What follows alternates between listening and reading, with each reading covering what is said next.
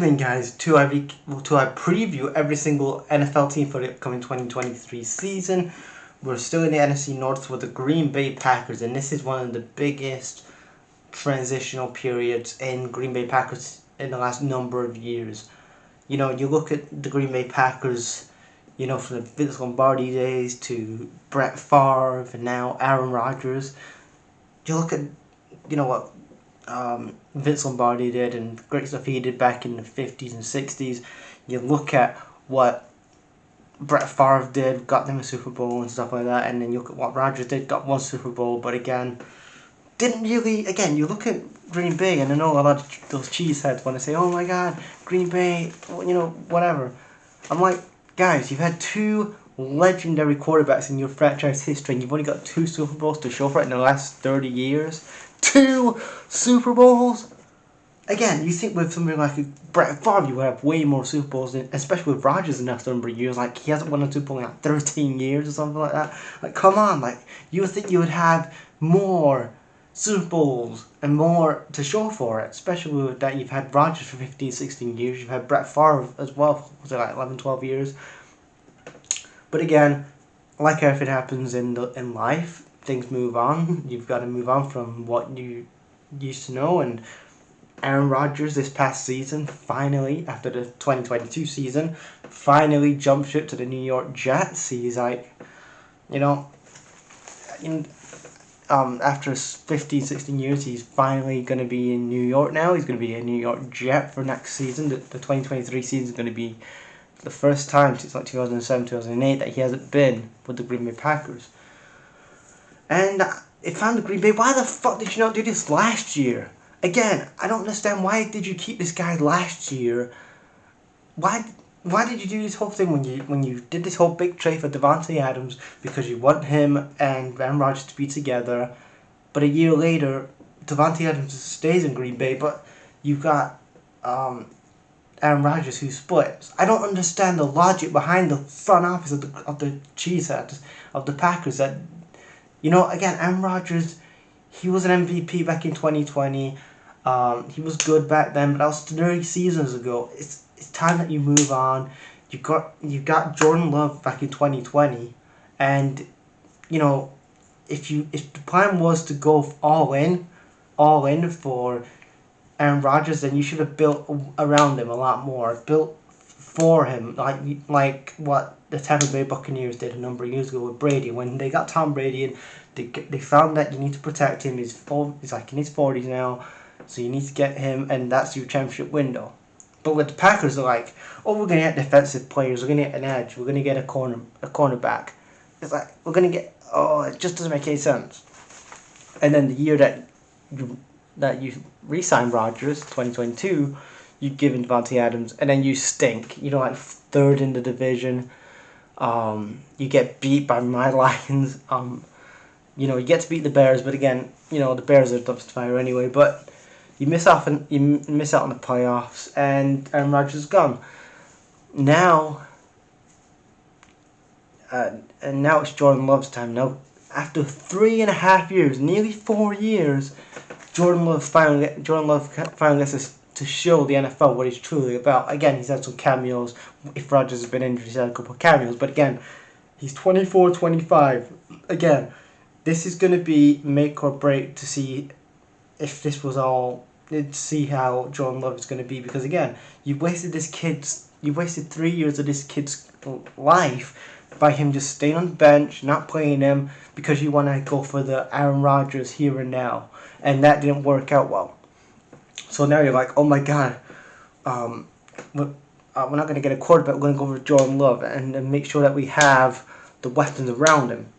But again, you go into this season, 2023, you lose Alan Lazard, which again, what is he, 28, 29? He goes to he joins Aaron Rodgers with the Jets. So I'm like, okay, you need a wide receiver. There's a lot of great wide receivers in this draft class that you could get, like a Jordan Addison. There's Najigba. There's a lot of great wide receivers.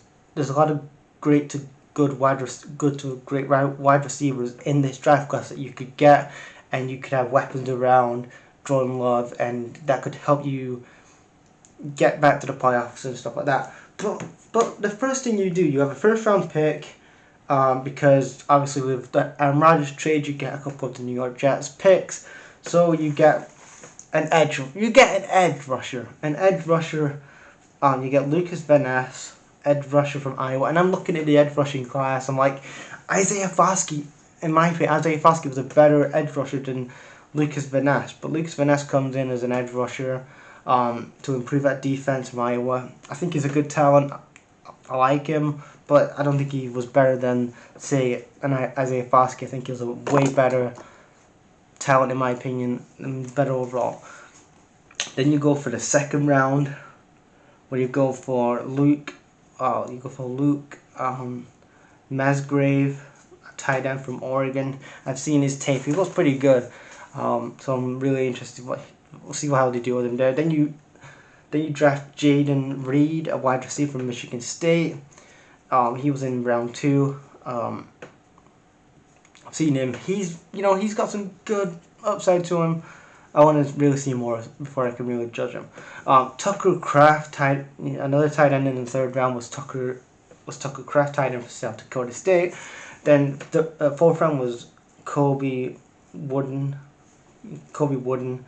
He was an edge from Auburn.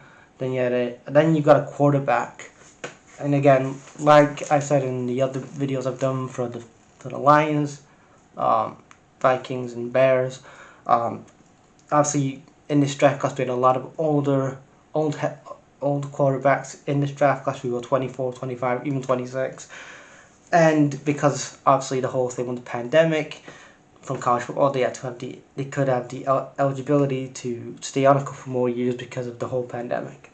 So in the fifth round, they got Clifford, quarterback from Penn State. He's 25. He may get some game time. I've seen his tape. He's a good secondary quarterback. I wouldn't have him as a starter in the NFL. He's a good second, third-rate quarterback in my opinion. But yeah, he's a good hand. Again, if Jordan Love gets injured or if Jordan Love doesn't, if he's not the guy, then you could put Sean Clifford in and see what he has, and then you go to 2024 and you bring in somebody else. Then they have Wicks, a wide receiver from Virginia. A couple more here that I think are just going to be our practice squad and reserve players here, but Carrington, Valentine, cornerback,